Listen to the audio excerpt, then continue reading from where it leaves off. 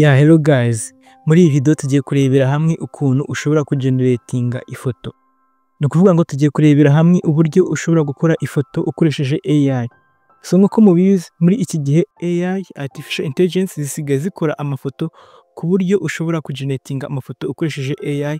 Ayo mafoto ukaba wayakoresha mu bintu bitandukanye, ukaba wayakoresha kuri YouTube, ukayakoresha nka avatar mu gihe wenda ushaka gufungura YouTube channel gusa udashaka kugaragara imbere ya kamera. Ayo mafoto ukaba wayakoresha. Ano mafoto ushobora gukora akoreshwa mu bintu byinshi, unayakoresha ukora amavideo. Ibi ngibi nabyo tuzagenda tubicamo. Ushobora kuyakoresha muri business yawe nka product n'ibindi. So ngiye kubereka rero ukuntu ushobora gukora ifoto ifite high quality, igaragara neza, igaragara nkaho ari iya nyayo, bitagaragara nkaho ari AI. So nkuko murimo kubona aha ngaha muri screen yanjye harimo ifoto nakoze.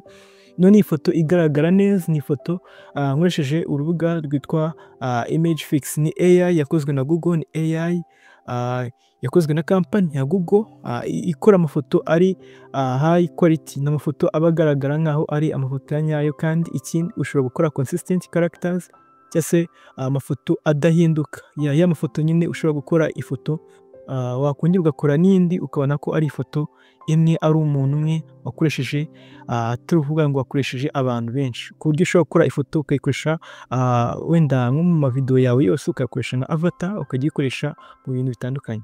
So nkuko murimo kwibona rero aha ngaha, ino foto nkoze ni ifoto igaragara neza, ni ifoto ifite high quality. Nkuko murimo kwibona nyine ntabwo wabona ko ari AI. So kugira ngo ino foto ikorwe nuko nanditsemo ngo ikore ifoto y'umuntu uri muri studio. So nkoresheje umuzungu, ushobora gukora YouTube channel cyangwa se indi account ukayikoresha ari umuzungu, gusa ngiye gukoresha umunyarwanda. So kugira ngo ugere kuri no AI rero, ukuntu bigenza uraza gukora kuri link nasize muri description, cyangwa se uze ahangaha muri browser yawe wandikemo ijambo image fix. Uraza wandikemo ahangaha image, kubera ko ni AI yakozwe na Google yitwa image fix, usacinga gutya.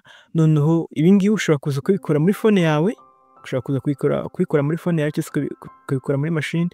Uraza ugakora kuri ino link ya mbere baguha. Iyi ngiyi niyo uza ugakoraho ukaba ugeze muri iyo AI. So ni AI imeze neza, ni AI ngiye kuba nabereka ukuntu ifoto ikorwa. So numara kuyigiramo rero uraza gusanga bimeze gutya. So ahangaha rero ngiye kubereka ukuntu ino foto ikora. So reka dukuremo ano magambo nanditsemo kugira ngo generating iriya foto, ahubwo dushyiremo andi magambo. So ushobora kuza wenda ukandikamo uko ubishaka, ushobora kwandikamo gusanga wandikamo mu Cyongereza kubera ko AI ntabwo yumva Ikinyarwanda. So ushobora kwandikamo yenda ifoto y'umuntu umeze gutya. Ibyiza no kwakoresha ChatGPT, kubera ko ChatGPT niyo iguha ifoto iri detailed. So nansemo muri ChatGPT ngo ime prompt yo kugeneratinga ifoto, ifoto y'umuntu uri muri studio w'umu YouTuber. So imaye prompt imaye ngiye kuba nayishyira muri image fix. Image fix niyo nabwiye ko dukoresha mu kugeneratinga amafoto kugira ngo iguhe ifoto. So rero ndaza ngaha nshyiramo no prompt yanjye nkwiye kuri ChatGPT, nze nkore ahangaha se create. So ngiye kubereka ukuntu ukora amafoto, ibindi ndaza kuba nabereka y'ukuntu ushobora gukora amafoto ari consistent, amafoto adahinduka.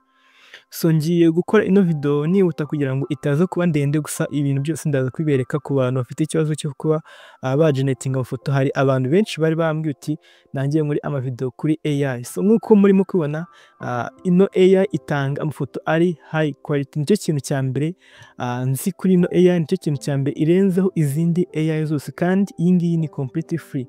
So nkuko murimo kubona none ikindi kintu ikora ifoto umuntu umwe uri consistent. So for example, uno muntu nkuko murimo kubona isura ye, urebye ahangaha ni umuntu umwe iduha, ntabwo iduha amafoto.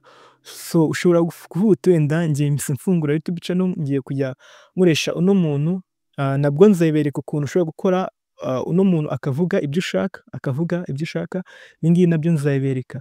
So nkuko murimo kwibona ariko uno muntu urabona ko ifoto ye iri high quality. So nicyo kintu cya mbere. So ushobora kuba wafungura YouTube wenda nta bikoresho ufite, nta kamera, ariko ukavuga uti ugiye kujya ukoresha AI, kubera ko AI ni ikoranabuhanga nyine turimo gukoresha kugira ngo dukorere amafaranga kandi rikoroshya ibintu. Ku bushobozi ufite telefone yawe ushobora gukora video zo kuri YouTube, ukazikora mu cyongereza, ukazikora mu kinyarwanda, nta kamera ufite ukagaragara imbere ya kamera wakoresheje AI kandi bikagaragara nkaho ari ibya nyabyo, ugatanga value, ugakora video nziza abantu bakazishimira, bityo ukaba wabona amafaranga. So nk'uko murimo kubibona rero, ino foto igaragara neza. Ushobora kuza ugakora aha ngaha kuri ino buto yanditseho ijambo download, ukaba wahita udownloadinga amafoto wageneratinze ukoresheje AI. So ushobora kuza nyine ugakora aha ngaha, ni ibintu byinshi cyane, agahita ajya muri device yawe. Ibi ngibi ushobora kubikora muri phone cyangwa se muri computer, ino AI ya Google urayaccessinga. So mu bindi wenda nababwira, ushaka kuba wakora amafoto ari consistent, wenda ushaka kuvuga uti uno muntu ugiye guhita umuhagurutsa, wenda ushobora kuza aha ngaha ugakora kuri settings, ugakora kuri ino buto yanditseho ijambo seed. Ino seed niyo ukora kugira ngo ubone amafoto ari consistent adahinduka. Niba ukoze ifoto y'umuntu umwe, noneho ube wakora indi y'uwo muntu ariko isura ye abe ari imwe. So uraza ugakora aha ngaha kuri seed, noneho ukamenya neza nyine ko ino ngufuri ifunze kugira ngo nujya kuri ifoto n'ubundi izakoresha ya sura ya wa muntu umwe.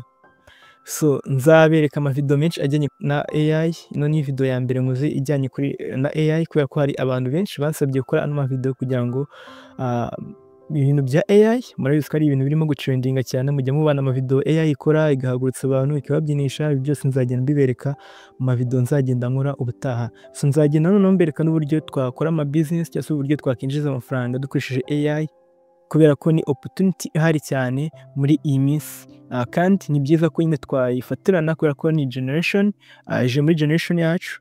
None ni ngombwa ko tuyitangira na AI, bityo mu myaka iri imbere tuzaba twarakoze ibintu bihambaye.